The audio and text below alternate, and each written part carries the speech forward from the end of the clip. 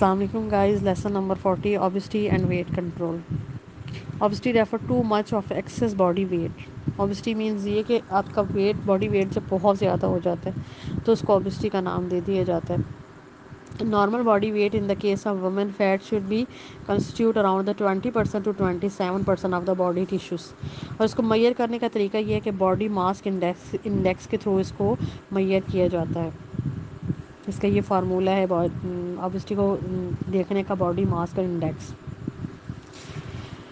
इसके अलावा consequences of the obviously negative self perception. अगर कोई ऑब्वियसली का शिकार हो जाए तो उसको सेल्फ परसेप्शन उसकी नेगेटिव हो जाती है, वो उसकी सेल्फ स्टीम लो हो जाती है, वो सेल्फ कॉन्शियस हो जाता है, उसका एटीट्यूड या अल्टीट्यूड जो है वो नेगेटिव हो जाता है अपने पीरियड्स के टूवर्ड्स. इसके अलावा लेथार्जी और फटीग रहती है, एवरी टाइम थकन फील करता है वो. रिस्क ऑफ हार्ट डिजीज़ भी बढ़ जाता है, हाइपर टेंशन बढ़ जाती है, हाँ स्ट्रोक के जो है वो भी उसके चांसेस बढ़ जाते हैं, कैंसर के चांसेस, डायबिटीज़ के चांसेस और जॉइंट अफेक्टेड के चांसेस भी बढ़ जाते हैं. और फिज़िकल एक्टिविटीज़ बहुत कम हो जाती है, स्ट्रेस होता है बहुत ज़्यादा और हमेशा जो है वो नाउमीदी की जो है वो फीलिंग्स होती हैं. Gender and obesity is a matter of concern and casual factor in the poor self-concept for both men and women.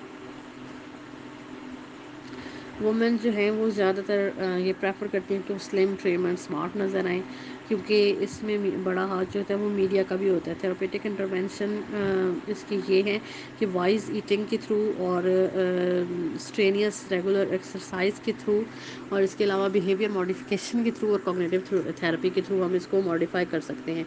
इसके बाद है जी ईटिंग डिसऑर्डर.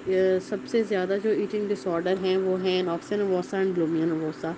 एनॉक्सिया नर्वोसा जो है इसमें खाना जो है वो बिल्कुल बंद कर दिया जाता है और फिर जो इंडिविजुअल है उसका बॉडी वेट उसका जो स्टैंडर्ड वेट होता है उससे भी कम हो जाता है उसका वेट.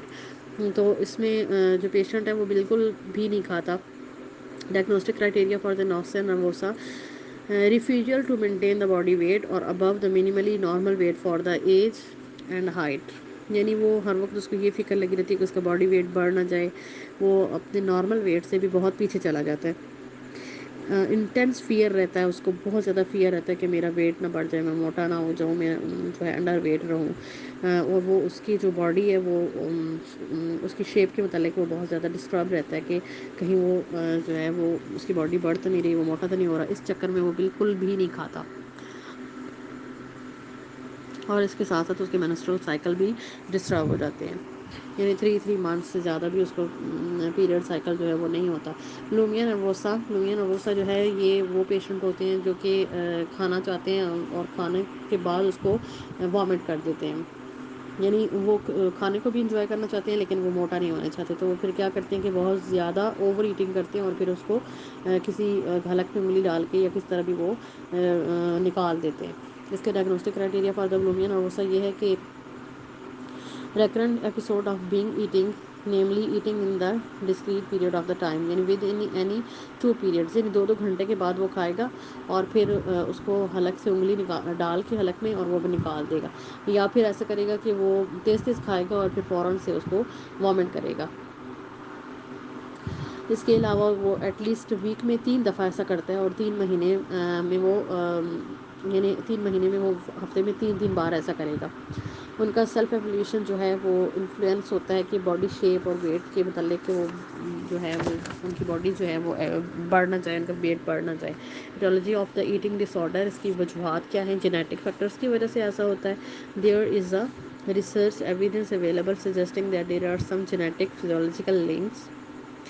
ये देखा गया है, रिसर्च से ये साबित हुआ है कि जो आइडेंटिकल ट्विन्स होते हैं वो हायर प्रोबेबिलिटी होती है उनमें बुलिमिया नर्वोसा की as compared to the fraternal twins.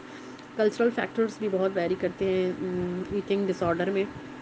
वो सोसाइटी जो कि वो ब्यूटी को ज़्यादा लाइक करती हैं तो वहाँ पे ख़वातीन जो हैं वो इस डिसऑर्डर का शिकार हो जाती हैं. The role of the media is very important, कि मीडिया के थ्रू लोग ये